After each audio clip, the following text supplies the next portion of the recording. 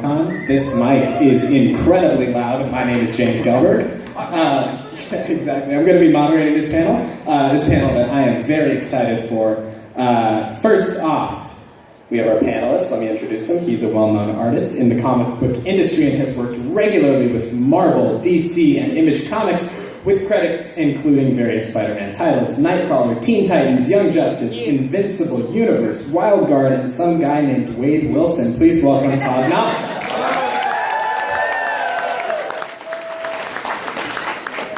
Fantastic. And he's a cartoonist, a musician, and a comic book artist, most known for his work with Marvel Comics and DC Comics, and the character you folks are here to see be talked about. Please welcome Scott Koblish. Alrighty, those are two fantastic introductions, so let's get started. Sounds good. Now tell me about your road to Deadpool, because I know you both are artists who've worked on Deadpool in the past. Yeah. Would you like to start, since you've been working with I Deadpool guess, longer? yeah, I had done some inking on Deadpool here and there in the 90s, just as an emergency kind of thing. Like, they would go, oh my god, this has to get out of here today, and you go, okay, so I had some, like, every once in a while there'll be like a little collection of Deadpool things from way back, and I go, did I really work on that? So, and I guess I started on Deadpool when Brian Posehn and Jerry Duggan started up. I'd been doing storyboards, and I'd heard a podcast with the two of them on it. They were talking about some book that they had about Christmas. Like, it was like Santa Takes Revenge on, I don't know, Santa gets, like, all the elves get murdered. It was a horrible book. Oh my God. Well, I mean, it was great, but it was just like, it was shocking. So, and then I was listening to them on a podcast, and then my editor like called me or wrote me like a couple weeks later and said, "Hey, do you want to do like fill an inventory kind of thing?" Mm-hmm. And I said no, I don't have time. I really don't. And then, but I had it in my back of my head that I listened to them talk, and I liked hearing them. What they had to say, and then I just like 2 days later I was like, yeah, let me just try. Yeah. And then It went all right. Yeah, and then what we did, it was an 80s issue. It was kind of, originally it was just supposed to be this one thing with like Iron Man. They had a story with Iron Man where they wanted to do like a whole bunch of like Iron Man like drinking and stuff like that. Like, so it was just like Iron Man's most intoxicating like stories, do you know what I mean? Like, they wanted to have that. That was one of the pitches. And but they wanted to put it in the Deadpool book because they thought, well, we'll never work again. So like, we might as well just put this out here. Why not? Yeah. And they wanted a costume for the 80s, like a Deadpool costume for the 80s. And I forget who it was, but the editor wanted one thing and the writer wanted something completely different. And I knew that, like, one of them wanted like a 90s-ish costume, and one of them wanted like an 80s-ish costume. And I knew what had to be done, but I sent back like a couple, like I did a couple versions of different things. But then I also I was like, well, I'll do like Deadpool as a cowboy, and Deadpool is like an Asgardian warrior, and Deadpool is a Kirby character, and Deadpool is like Deadpool is a Kirby. Yeah, Deadpool is a 70s. Yeah, Deadpool is a 70s character. Yeah. And I sent them in, and I was like, well, you just choose. And they were like, we love all these. So they just started doing, like, the next one we did was a 70s issue. You know what I mean? It was just Deadpool through the the decades. fact that I sent these things in, and I was like, I don't know what they want. That's fantastic. So I wound up doing every one of them except, like, the Asgardian thing I did for, there was a Peter David miniseries that I did, Art of War. And then the Kirby issue, I did like a 60s issue, so it was that costume for that. And the only thing I haven't done is the one that was a Western. So, because it works out great. He's like Jonah Hex. You know what I mean? Yeah. It works out perfect. He's all scarred out. Yeah, he doesn't wear the mask. And he looks great in a hat, his Stetson hat. You know what I mean? So I was like, I keep bugging everybody to do it, but I don't know. Someday maybe. If only you had another person up here who could maybe, I don't know, collaborate. Just don't make me draw horses. Oh, really? Horses are tough, right? Yeah. I had to draw for a Thor issue that's coming out in October. I know this isn't the Thor panel, but Thor and the Warriors 3 all on horses. And it's like, is there lots of shots where like you can see the back of the Like, did you show the whole horse? Like, But yeah, I didn't skip. I was like, let's do it. You did the whole horse. But y'all didn't come here to hear about horses. No, Todd, tell me about your road to Deadpool. So my road to Deadpool is a road. It went through Spider-Manville. Mm-hmm. Started doing. Jordan White, the Deadpool editor, was also the editor of the Infinite comics. If you're not familiar with the Infinite comics, they are digital first comics that they then later will oftentimes put out as a print comic. They'll take 2 digital chapters to make a wonderful comic. We did that with X-Men 92 during Secret Wars. So Jordan asked, will you do a Spider-Man and Silk miniseries? It's like, sure. Love Robbie Thompson's work on Silk. He has a great handle on Peter Parker. This would be fun to do. So I did that. And right as I'm finishing that up, they go, will you do a Deadpool Infinite comic for us? We got this new writer. It's his first time writing for Marvel Comics. He's a novelist, Joshua Corin. And he has written a super crazy Deadpool story. It's like, yeah, let's do it. It's kind of like Deadpool. If you dropped Deadpool into the board game Clue, we had kind of a murder mystery going on. Oh, that's great. So my first time to draw Deadpool, I get to draw Squirrel Girl, Rocket, Groot, Ant-Man, Howard the Duck, Spider-Ham, the Punisher. Essentially, Deadpool wants to get all of his favorite funny characters from the Marvel Universe. Yes, Deadpool considers the Punisher to be a funny character. Everyone's going, why Punisher? He's not funny. It's like, It's what Deadpool, it's what Deadpool thinks is funny. So he gets them all together to take his for his Christmas card photo, and then a murder happens, and then Deadpool has to clear his not so good name. Yeah. He's being accused of beheading this person. So yeah, now he's bouncing across the U.S. trying to clear his name, and all these characters, they're all part of it. What does Rocket have to do with this? What does Groot? What does Howard the Duck? And then we bring in Doctor Strange, and I found ways to work in Spider-Man, Iron Man, Human Torch, X-Men. It's like, oh my god, I got to draw almost everybody I'd ever want to in the story. So it's a 4-issue, so it was an 8-chapter digital comic, which they released as a 4-issue miniseries. It's now in trade paperback. It's called Deadpool Too Soon. Really fun story. Go get it. And then from there, that led to doing Spider-Man, Deadpool. Where I drew the holiday issue last year, issue 12, written by actor and comedian Nick Shear, Nick Giovanetti, Paul Shear and Nick Giovanetti. They co-wrote the issue, and then they asked me back again to do more Spider-Man Deadpool, which I just finished issue 22. I drew issues 21 and 22. 21 is out next week, and it's Spider-Man and Deadpool. They're dropped into Arcade's new version of Murder World, which is Murder World Madripoor, where Wolverine used to hang out. And that's written by Elliot Kalan, who was the writer of Spider-Man and the X-Men. Spider-Man and the X-Men, that series from a couple years ago, is also the head writer of The Daily Show, and is now the head writer of Mystery Science Theater 3000. Mystery Science Theater 3000, easy for me to say. It's my favorite show. Come on! Netflix series. He's the head writer of that show, so he wrote me a lot of fun, crazy stuff in that. That's fantastic. So, when you drew that first, for both of you, when you drew that first Deadpool comic, what was the thing that drew you to Deadpool? Because I think of Deadpool as a character with so many different, defining characteristics. Yeah. What was the one for you guys that was like, I love this? I didn't think about him very much until I started on him, and then I was just like, oh, you can do anything. Oh, I didn't really understand it, because you can't break it. There's no breaking it, because even if you're super serious and you make him cry because you killed his daughter, or even if there's you make it so goofy that he's a pimp in 1970s New York. There's just no way to break it. So that's a really exciting thing for me. For me, I think I'm kind of in the same boat. It's like I like Deadpool, but I wasn't a mega fan. Not like I am of the X-Men, but that was my introduction to Deadpool was through the New Mutants with Rob Liefeld. So for me, Deadpool goes all the way back to first appearance, Rob Liefeld era stuff, because I was a big fan of that. Still enjoy that stuff, and so. Of course, he's not wearing his Liefeld costume anymore. You draw the Tony Moore style costume. But yeah, the types of stories you can put him in, he fits anywhere. Yeah. Serious to goofy, he runs the spectrum because he is he's crazy. Yeah. And when you're that crazy, you can pull it off. To serious crazy or goofy crazy. Well, what's interesting about Deadpool is he has this universal quality, and it's all accessed through how insane the character is. Whether it be through his mentality or other. But he also, the best Deadpool stories work where he's made a decision where you're just like, why would he have done that? But there's a good reason for it. Mm-hmm. You know what I mean? Like, yeah, totally. One of the early Jerry Duggan stories that they had this one character, Michael, who was just this hapless magician character. And Deadpool at the end of, like, they're being chased by, like, a demon, and Deadpool at the end of an issue just murders Michael, just, like, unceremoniously just murders him. But the whole point was to get him down into hell so he could fight the demon on the other side, you know what I mean? Yeah. So, like, but it's just, you just sit there and you go like, oh my god, he's such a terrible person.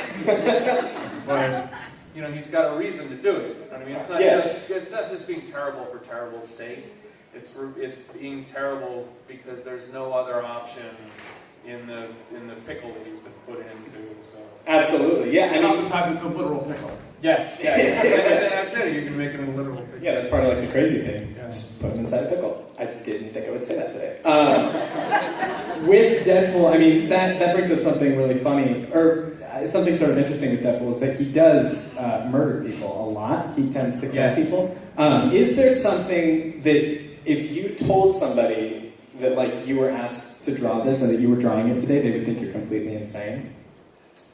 I had to cut someone in half. That I used as almost like an anatomy lesson. Like, cause I had to sit there and I had to go like, well, what is that? I could have just done lots of blood, but then I was like, well, it's funnier if you do it like where you just see the brain and then you know what I mean, like the spine. And so it was vertical. Yeah, I did vertical. Yeah. So, well, it was Vinny Barbarino from the Welcome Back, Hunter? Yeah, Welcome Back, Hunter. And I split them open, but then I realized I got in trouble with it. It's the only time I've really gotten in trouble with Marvel. I put all these 70s characters in there, so like the Sweat Hogs were in there, and the Barney Miller characters. Yeah. The cops there. Yeah, and then the Bee Gees too. And with the characters from the Welcome Back, Hunter, like I was able to put like mustaches on them and glasses on them, and that made it so that like that passed legal. Oh my god! You know what I mean? But who remembers Horseshack? Well, yeah. So you put a mustache on Horseshack, and he's unrecognizable. Yeah. Mm-hmm. But the Bee Gees they already had kind of glasses and long hair. Yeah, exactly. So what I wound up doing was I had to kind of give them mange, like, you know, like just terrible balding patterns. And it wasn't present day. Yeah, and it wasn't enough. Like they made me go back and make them look even worse. Like, you know, and then face tattoo. At that point I was like, well, if they really do find out, like I'm really like making them look terrible now. Like, you know, like how does this help out? So, but yeah, I had to go back in and just make it so that they weren't. I don't know what I was thinking by doing it in the first place. Like, nobody asked me to do it, you know what I mean? I was just like, they were like a gang, and I was like, well, let's make it the Welcome Back Carter kids. Like, yeah. So cutting somebody completely vertical, that would be your craziest. Yeah, that was pretty good. It was enough that it gave me pause. Like, it was in the script where the guy's cut in half, and I was like, you know, do I make it funny? Do I make it not funny? Do you know what I mean? Like, I don't, because I've never done that. So I dropped my daughter off at this animation camp during the summer, and it's a non-violence animation camp. And but one of the animators, the person teaching, was an animator over at Warner Brothers, and I was like, oh, I'm an artist. You know, I draw stuff for Marvel Comics, and he's like, what do you do? And I was like, well, I will draw for Deadpool. And they got kind of silent, and one of the guys goes, well, that's a really violent book. And I said, oh yeah, but we make the violence funny. Like, you know. And I left the room, and I'm driving back, and I'm like, oh my god! You turn around, go back, let me explain Listen. So they didn't ask you to speak at the show? Okay. What about you, Todd? Yeah, I'm trying to think to some of the craziest stuff that we did. I mean, I haven't drawn as many issues of Deadpool as Scott has. I mean, the 4-issue miniseries, the issue of Spider-Man Deadpool, and now the 2 new ones that are coming out. So I'm up to like 7 issues that I've drawn, and 5 that I can actually really talk about. So, I'm kind of the baby of the Deadpool crew. I'm still in year 1. Some of the crazy stuff. I mean, we had Ben Franklin naked for one story, right? yes, but Deadpool wasn't there. For the death, but that is true. I did draw that. This is a story that appeared in a Deadpool comic. Deadpool, the death of Deadpool issue, the issue 250 or 45, however you want to look at the numbering. They had some backup stories with the extra characters of Deadpool, and Benjamin Franklin, the ghost of Benjamin Franklin, was a character from the Dugan Hussein run. So they asked me to draw a story of Ghost of Benjamin Franklin and Benjamin J. Grimm, the Thing, in a story called All About the Benjamins. I was like, I see what you did now. So, but in the story, I forgot who the writer was. I haven't. He's like it was like a comedian, I think, that they hired to write this, and. Wasn't it Wyatt Cenac? No. Oh, no. I have worked with him, but it wasn't him.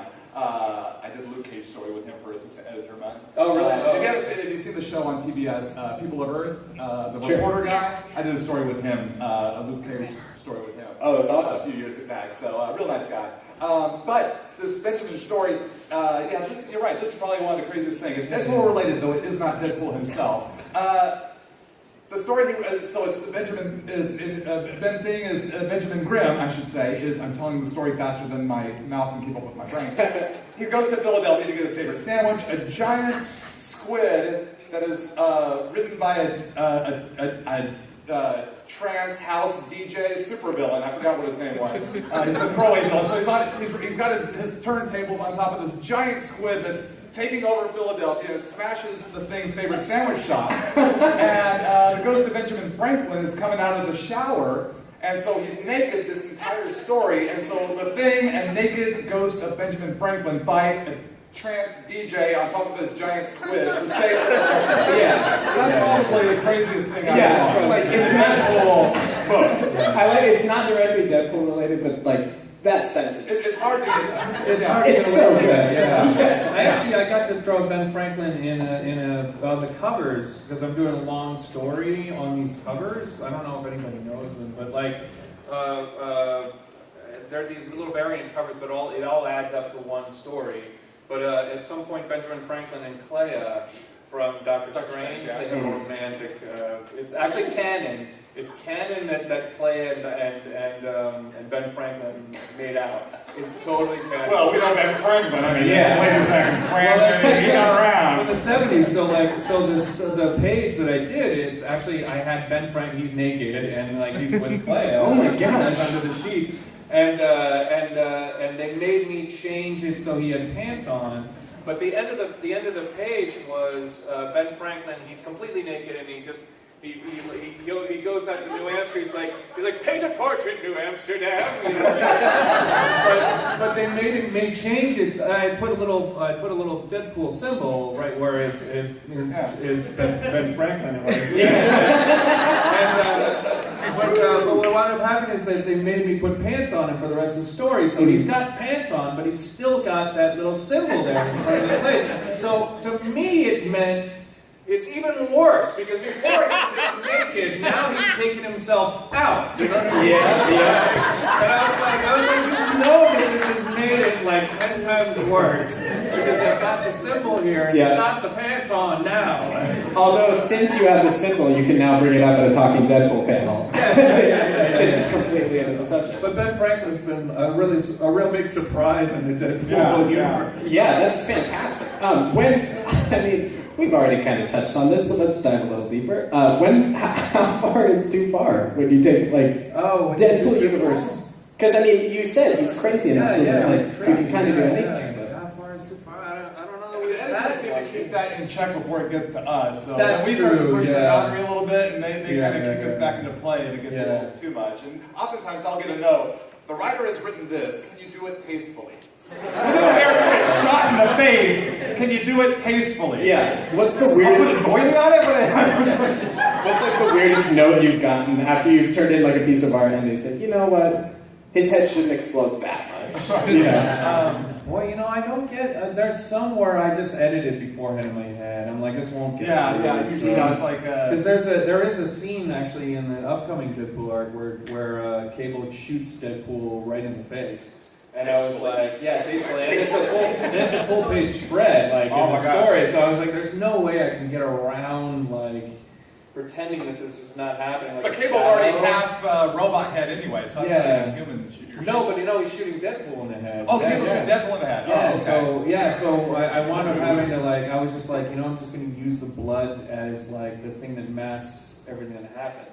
When you use blood to mask the gore. Right. Yeah, Yeah. I was like, this is going to be like just big gushers of blood, and I was going to avoid the fact that like his head's being Right, brain matter, particulates everywhere, yeah. Don't want to get too graphic. Yeah. Right, yeah. With Deadpool, yeah. This isn't an Invincible comic book. No. You just mentioned Cable, and I think one of the really interesting things about Deadpool is that, he brings along a very interesting cast of characters. Talk a little bit about working within that sort of sandbox. Cable's interesting. The new arc that I'm working on now is Cable versus Deadpool. So it's actually Deadpool kills Cable. So that's the premise of the thing, and I hope that we can actually do it. So I'm sure that we'll never be able to do it, but let's find out. So we're still I'm on the 4th issue now. So basically, what's interesting is you can compare the two. Cable's kind of like a tank. And Deadpool's like a little Ferrari, really. You know what I mean? As far as, but I think that's a little red Corvette. Yeah. They both use weapons, but Cable's weapons are just giant things that would never actually work. And Deadpool's Well, they're from the future. Deadpool's just got guns and things like that. So katanas But that's the other thing is I never really with the weapons I never really I never really caught into that kind of stuff. I've had to sit down and do reference, take a look at what a gun looks like exactly, and what a sword looks like exactly. And there's times when I'm drawing it where I'm just like, is this the sharp end of the sword? Is the sharp end of the sword at the lower end? You know what I mean? Where it's shorter. I don't know. These little things. Was that starting out, or is that still now? Because I would think after... still now because I haven't really. Yeah, really? I sit there. I still blank on because the sword has it goes along and it's a little longer on one end. Mm-hmm. And that's the non-sharp point. You know what I mean? Sure. So, but I sit there and I'm like, is that right? Well, you have to draw so many things, from a sword to a blender to a dental chair, and it's like, oh, I gotta draw a thing. Google, what was that? Oh, right, that's what a person looks like. I had to do referencing all sorts of rotary stuff. phone the other day. Oh. So it was I think I Spoiler alert, flashback story. Yeah. As far as the Deadpool cast of characters, I haven't gotten to draw too many of the cast, but in Too Soon, we got to teaming Deadpool up with other characters. My favorite pairing is Deadpool and Squirrel Girl.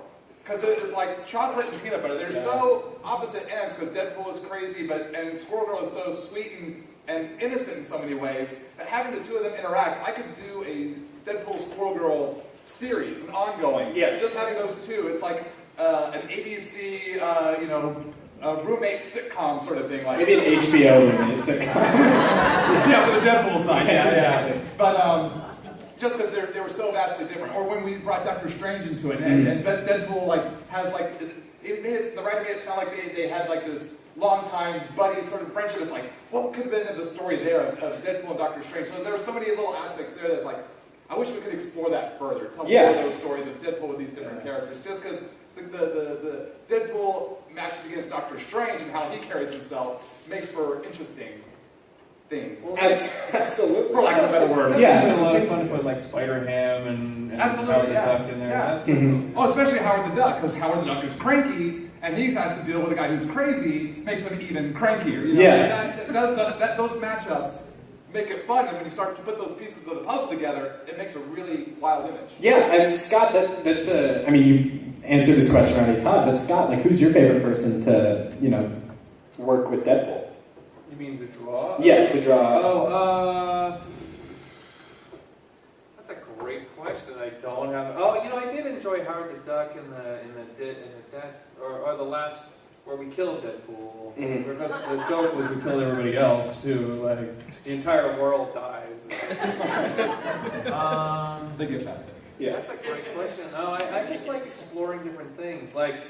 like even the arc that I'm doing now, it's actually really serious. Like there's a few jokes in it, but it's like super serious and really dark. For Deadpool? Yeah, for Deadpool, yeah. And like I've had to pull back on making jokes because there were times where I, especially in the 70s issue, like where I just was like, I had so many ideas just from the script, like, and they didn't stop me, but like I put in like extra pages of content, like I just jammed in new panels and little extra things, and nobody stopped me at all. So, but then on this one, I'm following almost everything to the letter because it's so dire. It's really not a happy story at all. Yeah.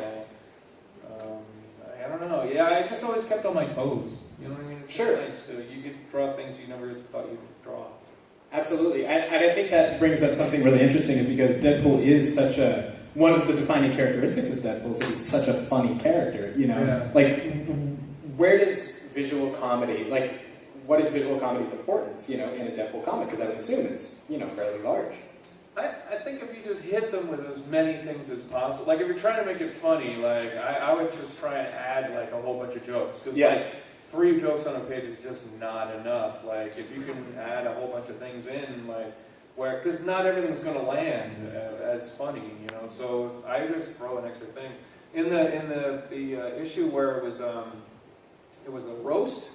I just kept throwing in extra things, like I put Hitler in there because he was in one of the issues that I worked on, so I threw him in the background, and at some point, like it wasn't in the script, you know, that Hitler was there. You know what I mean? Like, so, but I had him on at the same table as Red Skull, like, you know, and Red Skull was just like, Hitler's here, like, and then what was really funny is that the writers kind of put in, like, they took whatever Storm was going to be saying and they took it out completely, and she just goes like, first off, I just want to say Hitler is here, like, you know, like, so, but what was happening is it was almost an answer to me. They were like, why is Hitler here? Yeah. You know what I mean? Like, so it was just like them writing back to me. They're like, why did you put Hitler in here? Yeah, they just threw it in the comic. So, oh, that's fantastic. For me, for the comedy, like especially in Too Soon, because it was written Marvel style, so I really got to take the story and add more to it, flesh it out, and really take hold of the jokes and the action and things like that. So for Deadpool, it's like if there's really something horrific or crazy, for him it can be like normal. All these characters are becoming beheaded. It's like not this character, not that character. It's like, and then they hold up Groot's head and he goes back and mulch. You know, it's just like, it's just like some things can just be so. What would be outlandish to us is like, well, that's just every day for Deadpool. Yeah. Or just having an over-emote about things that, you know, that would be contrary to what we would. So he's almost the opposite end of the spectrum there. Oh, that's really interesting. Like finding the juxtaposition between like how Deadpool reacts to things as to how like a normal person would react. Yeah, he can act like, you know, like a teenage girl. He can act like, you know, some sort of badass brute, you know. It's just there's a wide range. Depending on that moment, what would be the antithesis? That would be the unexpected reaction. And there's your comedy. Absolutely, yeah.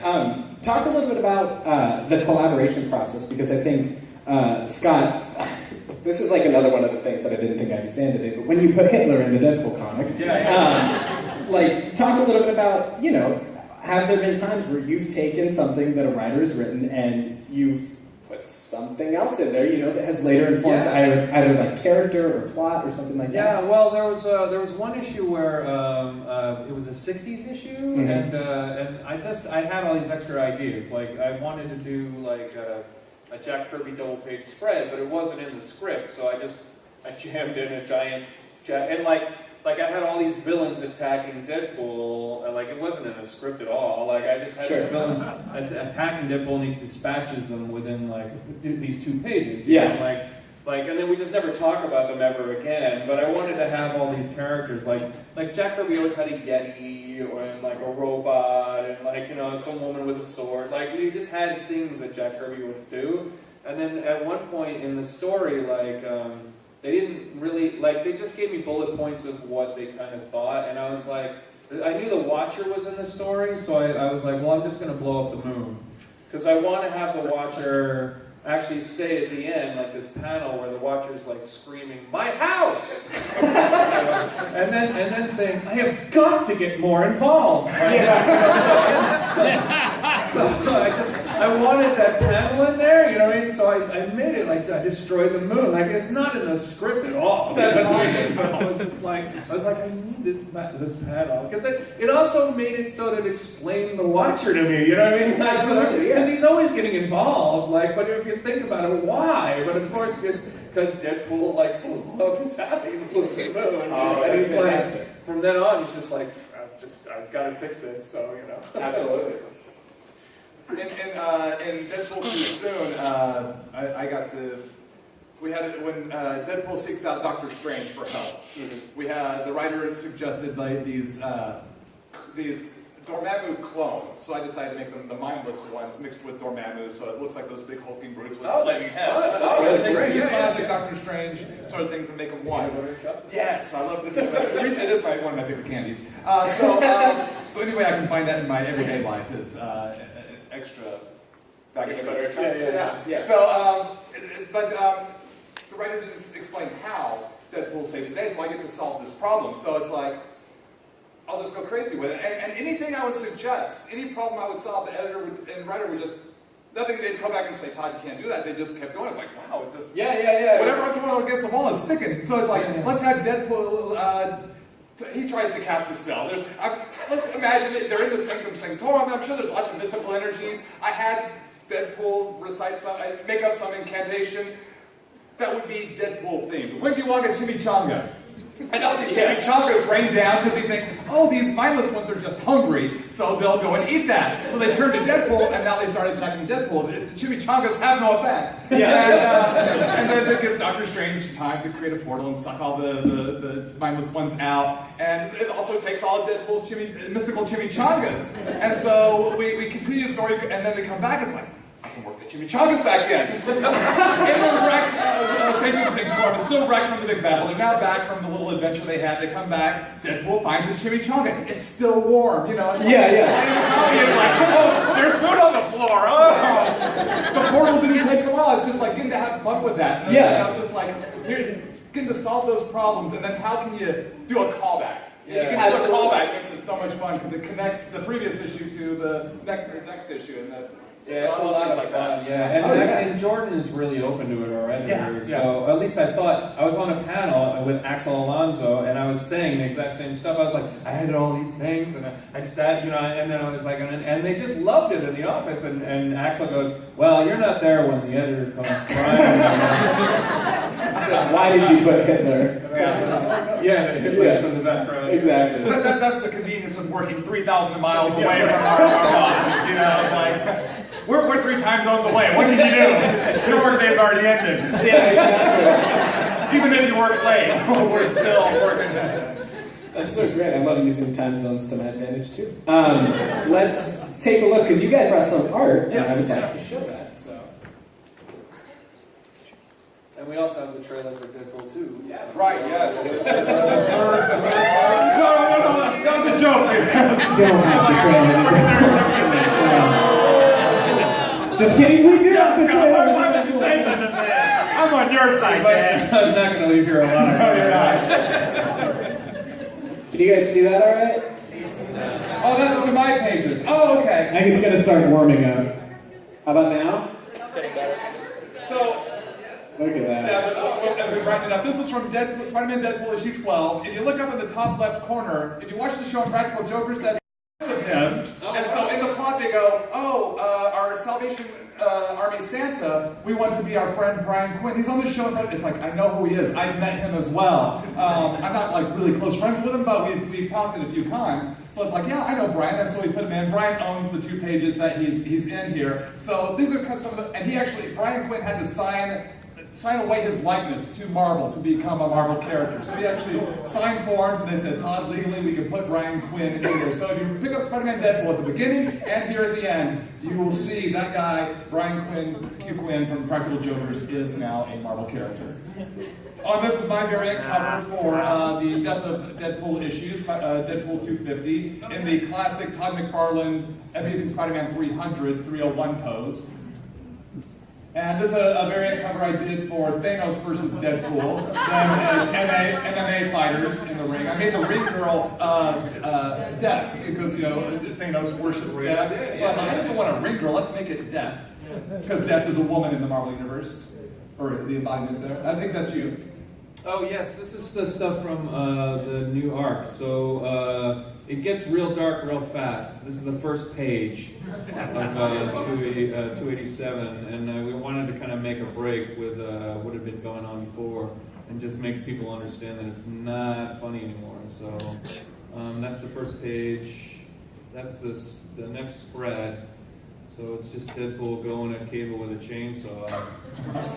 And the chainsaw, of course, bounces back into Deadpool's head. And then he's kind of, I had to remember to draw that little scarred section. And it gave it a theme too, like Deadpool's mask is just kind of scarred up and screwed with. So I was trying to get any visual I could and just making sure that everybody knew that it's not a happy story. So. And that's Cable with one of his giant guns, really messing with Deadpool there. So it's an interesting story. It goes a whole bunch of places I didn't expect. By the third issue, we have dinosaurs. I think that's how we have it. Yeah, that one. Oh, we also have this. What's that? Oh, this is from My Deadpool 2 Soon. From issue 1, when he invites all his favorite funny heroes and explains, oh, well, I just brought you here because they're all brought there to this mansion under mysterious circumstances. And he goes, oh, no, I just brought you here to take my Christmas photo. Well, they lay into him, and it becomes a slugfest. All those heroes versus Deadpool.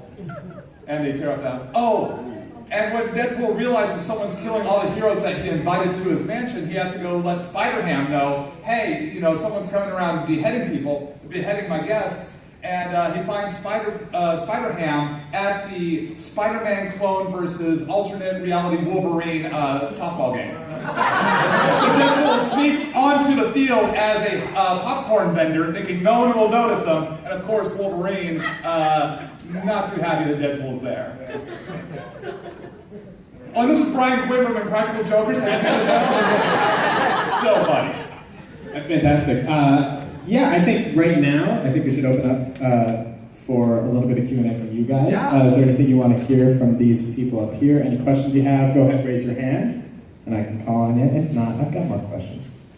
Blue shirt, what's there? Yeah, go for it. What's your favorite comic? Like Deadpool specific? No. Oh, Just is in that general. general? Oh, I had an answer yesterday. I completely Changes froze. so quick, it's so fickle. No, I completely froze. I actually really like Gwenpool right now, to be honest. But it's a really good book. The Guru Huru team are Yeah, I love it. amazing artists. Yes, absolutely. So, I'm a big X-Men fan. Grew up with X-Men, still love X-Men. Anything that's got Kitty Pryde in it, that's my jam. That's awesome. Right back there. For Scott, I love the variant covers. Oh, good. The story that's connecting. yes. I'm sad that my shop doesn't always get them all. Oh, no. How long is the story planned on going? Yeah, well, I don't see any end at the moment. Like, I just did issues, the variants for 287 and 288. Like, we've been kind of making them 20-page stories each time, so we're in the middle of the second 20 pages. There was some interruption in service. Like someone came onto the Marvel staff, and production, and they didn't know that this was happening. So there was actually like 3 or 4 issues where it didn't get happening. And because Deadpool comes out like twice a month sometimes, they just didn't catch it in time. They were like, "Where's the variants?" And then he was like, "What variants?" You know what I mean? And I've done them all, but so yeah, it continues along. And the funny thing is, it's only been collected so far in that there was an adamantium version or adamantium collection of Deadpool. It was $200. So like you're better off just trying to grab the issues when you can. But if your store, I don't know why your store wouldn't be able to get them. Like, oh, that's terrible. It is. I'm so sorry. I love your point. yeah. See, there's money left on the table. Blue shirt back there. Yeah, one, so I've usually seen that the new Deadpool movie, and what was your opinion of it? And also, how upset were you too when in X-Men Origins when they showed the guy's mouse? Oh my gosh, what a good question. I loved the Deadpool movie. I thought it was great. I just met the director on Thursday. I was at my comic shop, and there he was. So, like, Oh, we wow. got to talking. But I really loved it. I thought it was a great movie. You know, Deadpool doesn't have like a year one. When he shows up in the comic in New Mutants, it's in media res. Like, he's already been around. He's an assassin. Like, we don't even know any of the story from him. And then over the last 25 years, like, every writer that's had him, they've changed their mind about what they want. Like, at some point he was from Ohio and not Canadian, you know? So, like, as far as piecing together a movie that, like, begins at some point and goes all the way to the end, I thought they did a fantastic job. And I didn't see the X-Men, I didn't see the Wolverine Origins thing until after I saw the Deadpool movie. So and I guess it was like 6 or 7 years earlier, and my only response was those poor people that had to sit there and watch that. Now, I haven't seen the Deadpool movie, but I have not. I'm the guy. I'm the one that has not seen that. Yeah, I know. Sorry, I'll exit this. My apologies. Don't let this inform your comic book buying decisions. Completely different universe. But I did see Wolverine Origins in the theater, and I thought, oh, Ryan Reynolds at the beginning of the movie is like, oh, yes, perfect for Deadpool. When they start him up, he's going to be awesome. Wait, what did you do? Did you not know he's the Merc with a mouth, not... The Merc without a mouth? Yeah, exactly. Like, did someone not read the entire issue? And they gave him the powers of the Mimic.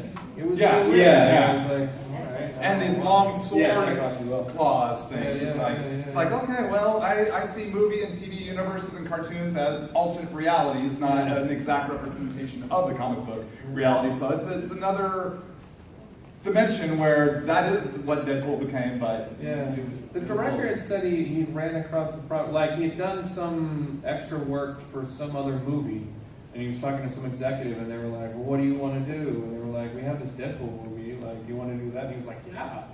So I think that's really interesting, just to jump back into questions up here. The relationship between Deadpool and the Deadpool property and Deadpool's fans is fascinating to me, because like it's one of the most concerned fan bases like about how somebody else is going to treat the character, which I think is, you know, pretty admirable. But I remember like I was at San Diego Comic-Con when they premiered the trailer, and it's the only time I've seen a trailer get a complete standing ovation from Hall H, because the fans had such like an ownership over that. I mean, do you feel don't want to like put you on the spot, but like, you know, the sort of responsibility that comes with a character? yeah, I was on a panel, like when I first started working at Deadpool, I was on a panel, and there were a ton of Deadpools. Like there were so many in the audience that we just dragged them up on stage because they were just fascinating. And, you know, and then I would just watch them, and then people would come up to the mic and they would go like, when is there going to be a Deadpool movie? And I remember just saying like, I'm so sorry, there's just never going to be a Deadpool movie. It's never going to happen. And they were like, well, we especially want it to be rated R. And I was like, well, you'll never see that. Yeah. So I don't know. It all seems like don't take stock tip advice from me. That's right. Todd, do you have anything to add to that one? no, I think we're good. Sounds good. Any other questions? Go for it. Depending on how Deadpool 2 goes, who would you like to see Deadpool team up with next in a movie? Like in a third movie? Yeah, like a third. Squirrel Girl. I feel very strongly about that. I'm excited that Domino's and Cable. That seems like a perfect fit. So I don't know. I'd have to think about it.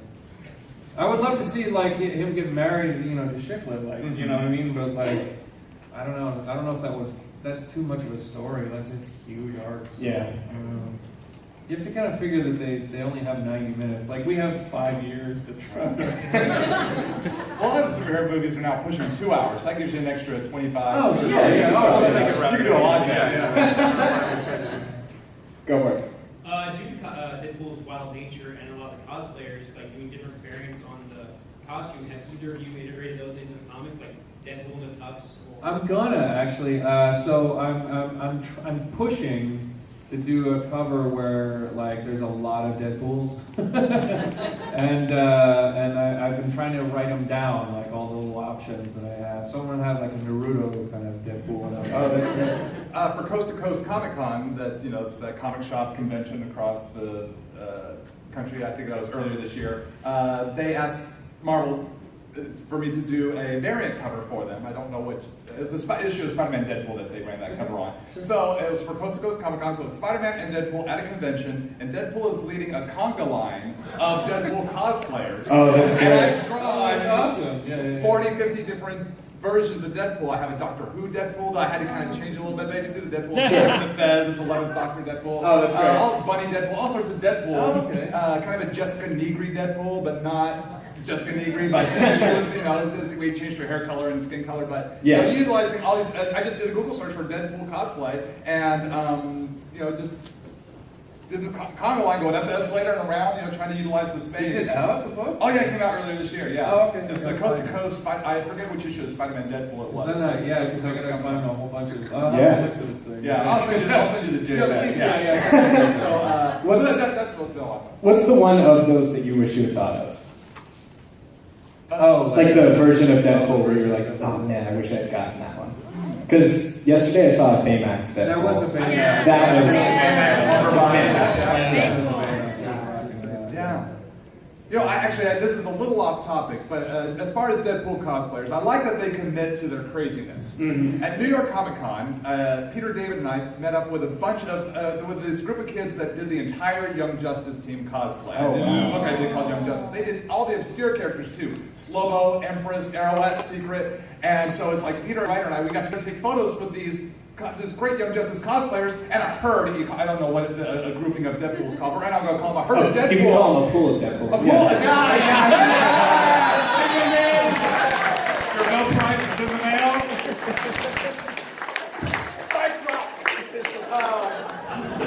That is really good. Best thing I've heard all day. A pool of Deadpool come by, and when we're talking, they followed by our picture. I was like, get out of here. I said this. I said, get out of here, Deadpool.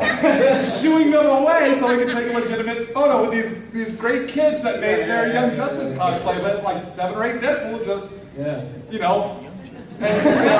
gyrating and twirling. It's like, we have children here. It's not a rated R cosplay photo op. Yeah, That's in the back of the there were a whole bunch of Deadpools at San Diego like 2 or 3 years ago, and they all kind of gathered around. We were taking a picture, and I was like, point your guns at me, and they just all like. One of my happiest pictures. I was like, that's great. That's so cool. I think we have time for about 1 or 2 more questions, if we have any.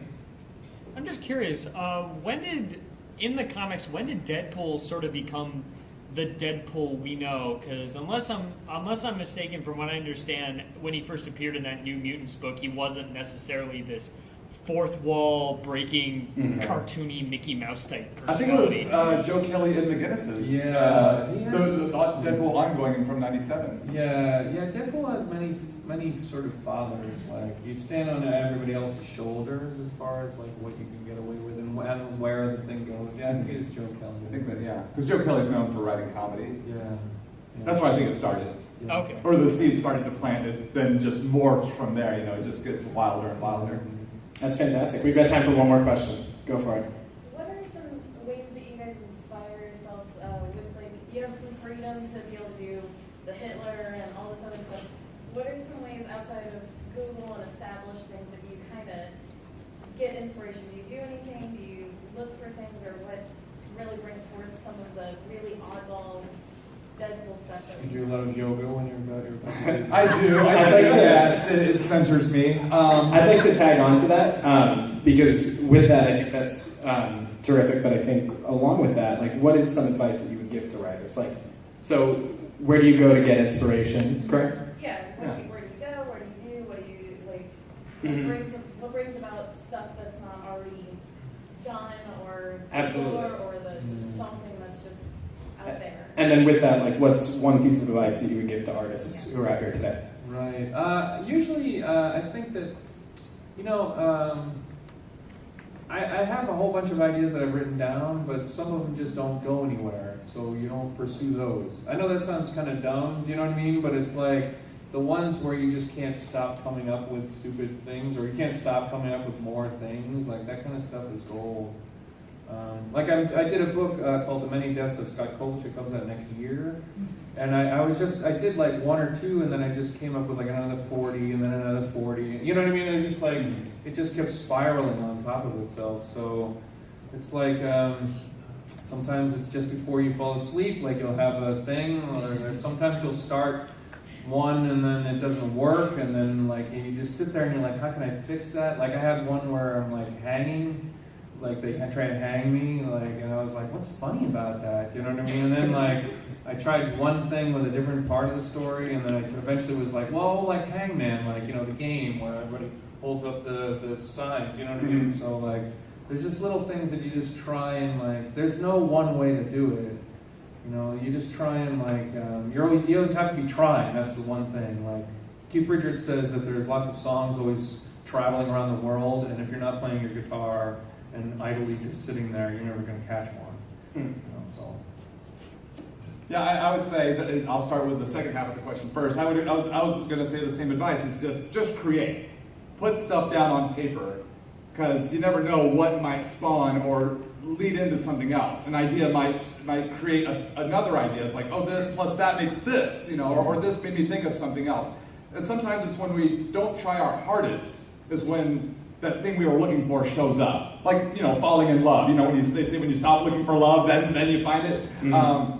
It's like when I'm just like chatting with friends who just goofing around, just joking, and just something comes out of my mouth. It's like, that's it. That's the thing. That's the thing I was looking for right there. My brain was not, oh, I'm going to solve this problem. It's like it relaxes. It's somewhere else.